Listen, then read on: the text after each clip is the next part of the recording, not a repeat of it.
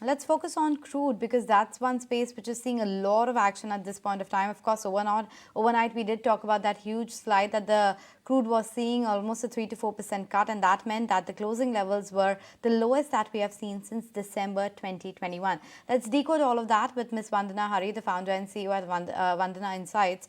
Thank you so much for joining us. Just wanted to begin with by understanding what's really ailing the oil prices at this point of time. Of course, there's that demand concern coming in from China. At the same time, the supply continues to be on the higher side. Where do you see all of this? How do you see all of this panning out? Good morning. There is a lot to unpack here, but let me start with very top line comments, which is that amongst all the factors that are coming to bear on crude prices right now, I would say more of them are exerting downward pressure. And frankly, I see hardly anything that is capable of giving it a sustained and substantial upward boost. I suppose that's good news for consumer countries like India, other than perhaps a surprise additional cut by OPEC Plus, but that's not something that is at all our base case. Basically, what we're seeing right now is, as I mentioned, headwinds on the economic front. So the US debt ceiling drama was one of those. It's probably over now, but there's lots of others.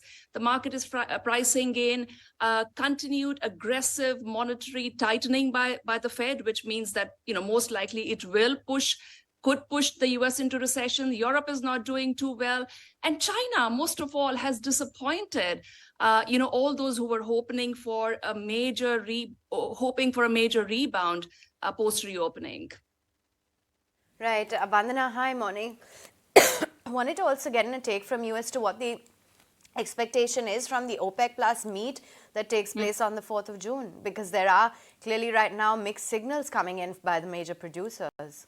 Mixed signals, yes, at the very least. I think there's also sort of contradictory motivations within OPEC.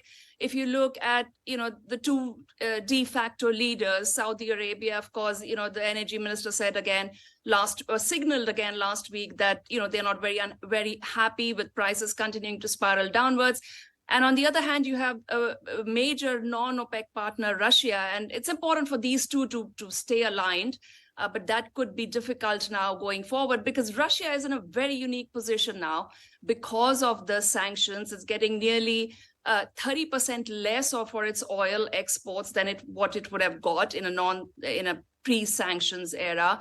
So Russia is not keen to implement any further cuts. In fact, it has not even fully implemented the cuts that it had promised of about 500,000 barrels per day. So a lot of conflicting positions within OPEC Plus. But again, the bottom line is that it's been just a month since they announced additional voluntary cuts by 8 members other than Russia. So they will want to wait and watch, see what is the compliance with those cuts. There's no point in promising more and more cuts if they're not even complying with the current ones, right? They'll probably want to formalize those cuts, but that wouldn't send much of a bullish signal to the market. That brings me to the million-dollar question, Vandana, and that's, where do you see the prices headed from here on? In terms of the near term, which is the immediate 1 to 2 weeks, and for the entire year, what could be the average?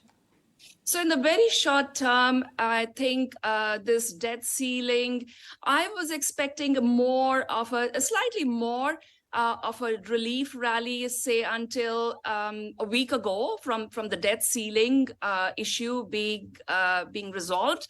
I'm not that optimistic now. There may be a bit of a bump, but and the reason I have changed my position on that. So in the very short term, I expect a very small uptick, but not much. And the reason for that is I think the Fed continuing to keep a very aggressive monetary policy has become a major bearish factor on the markets.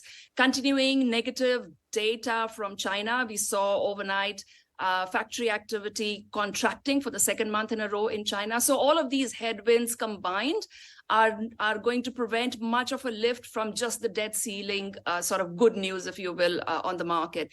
Going out in the coming months, or looking out into the rest of this year, at some point, I think OPEC Plus will probably find itself cutting more. But, at that point, I think it will be more to just try and put a floor under prices rather than prop them up, let's say, into the above 80. Certainly, that is not my scenario at any point.